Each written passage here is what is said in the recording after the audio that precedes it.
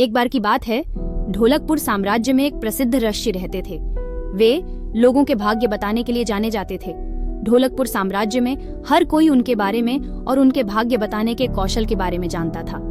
एक दिन राज्यों के राजा ने उस ऋषि के बारे में सुना। राजा उसका अभिवादन करना चाहता था और उससे अपने भविष्य के बारे में पूछना चाहता था। इसीलिए राजा ने ऋषि को अपने महल में आमंत्रित करने को सोचा।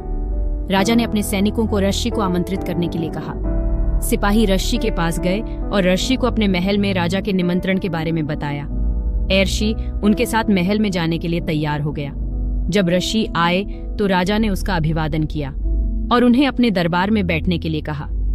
ऋषि के थोड़ा आराम करने के बाद राजा ने ऋषि से अपने भविष्य के बारे में कुछ बताने के लिए कहा। राजा की कुंडली देखने के बाद ऋषि ने उन्हें भविष्य में उन पर आशीर्वाद देने वाले भाग्य के बारे में बताना शुरू किया।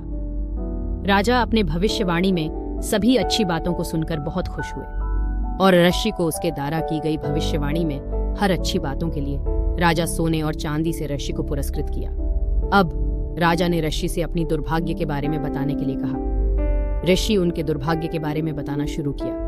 अब हर बार राजा को दुर्भाग्य की बात सुननी पड़ी। राजा बहुत क्रोधित हो गया था।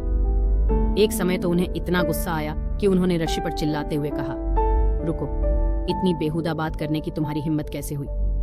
राजा ने अपनी तलवार निकाली और उसे ऋषि की ओर इशारा करते हुए कहा, मैं तुम्हें अपनी मृत्यु का समय बताने का आदेश देता हूँ। उन्होंने देखा कि राजा बहुत क्रोधित है। फिर ऋषि और कुछ गणना करने के बाद शांति से उत्तर दिया, मेरी गणना के अनुसार आपकी मृत्यु हमारी मृत्यु से ठीक 1 घंटा बाद होगी।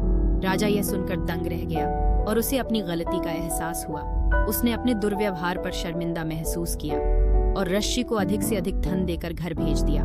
शिक्षा: अगर हम समझदारी से काम लें तो हम मुश्किल स्थिति से बाहर निकल सकते हैं।